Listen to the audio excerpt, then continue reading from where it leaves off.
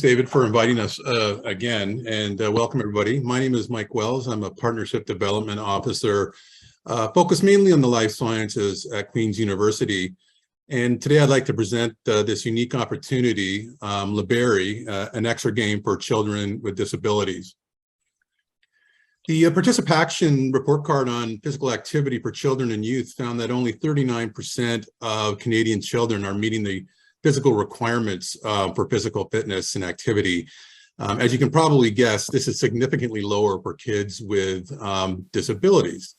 This includes groups such as kids with autism spectrum disorder, ASD, fetal alcohol syndrome disorders, FASD, cerebral palsy, and others. And many of these children have both motor skill challenges as well as neurodevelopmental issues. These children just can't run out the front door like typically developing kids to pick up basketball, play a game of baseball, put on some skates and go play shinny on the pond. And because of this as well, these limitations, they can be socially isolated. They don't get a lot of interaction with their peers, and they miss out on a lot of these social interactions that typically developing kids get to experience. To solve these challenges, Drs. Nick Graham and Darcy Failings combined forces to try to find a solution. This resulted in the creation of Liberi, an exercise video game. It's an online exercise game platform that enables kids to play and exercise while also providing an online platform for social interaction. The competitive advantage of Liberi is literally the fact that there is no video game or exergame or solution on the marketplace that overcomes the disability or physical limitations of these disabled children to play fast video games and exercise concurrently. It's been created specifically to motivate these children to exercise.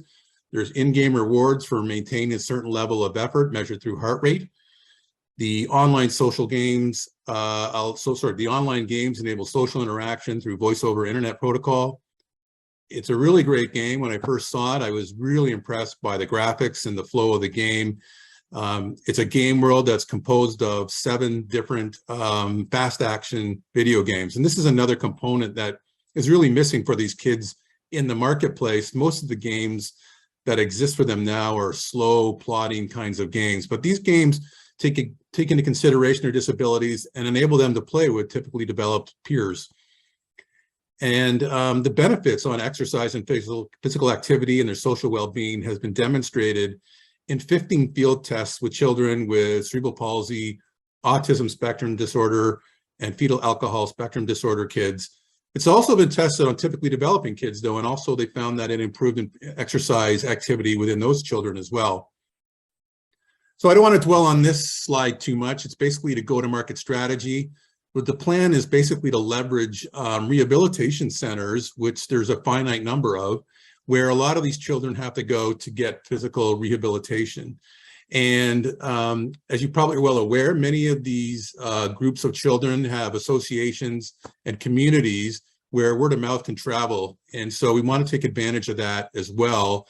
Ultimately, we're going to try to leverage the rehabilitation centers to launch into the home market, where it really would be beneficial because so many of these kids just have difficulty getting out the door even to get the rehab.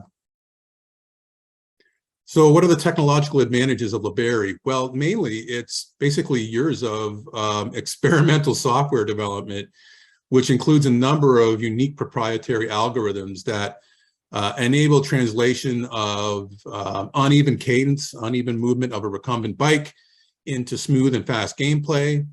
The algorithms also enable forgiving aiming because many of these children have poor hand-eye coordination. They can't use a typically developed your standard joystick. They have to use specific joysticks. And it's got unique balancing algorithms because these children even have issues sitting in the chair in a recumbent bike, as shown in the illustration. So as I indicated, they've already done quite a few studies in the field. Currently, they're completing an NSERC I2I grant where the aims are, first of all, to improve the networking speed and robustness of the software, to reduce potential lag time in play and make the software more autonomous. Also, they're working with Canadian Tire, who provided over $100,000 worth of access to expertise as well as cash to design new hardware to make it as accessible, reliable, and low cost as possible. There is no patent application, as probably many people are aware on this call. Patenting software can be very challenging. So typically the key is just to keep your software code as a trade secret or keep it closed off to the world. But we will be filing a trademark on Liberi, and we know that that trademark is available currently in Canada and the United States. As I mentioned at the start, the two main members of the team are Nick Graham, who's a professor in the School of Computing here at Queen's, who has expertise and specializes in the design and evaluation of games for health, and Darcy Failings, who's the head of the Division of Developmental Pediatrics at Holland Bloorview Kids Rehabilitation Hospital in Toronto. She continues to stress test Liberi and the hardware for use by children, both with neurodevelopmental disorders as well as other institutional clients. Really what we're looking for, this is a very unique situation. We're looking for advisors who have expertise in software commercialization, especially where there is software that's linked to hardware solutions. Again, one of the key considerations and biggest challenges for this technology is on the hardware side, where you have to have a recumbent bike, you need a cadence sensor, heart rate monitor.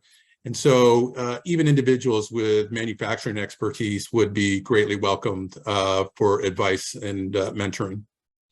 And here's my contact information if there's interest. Thank you.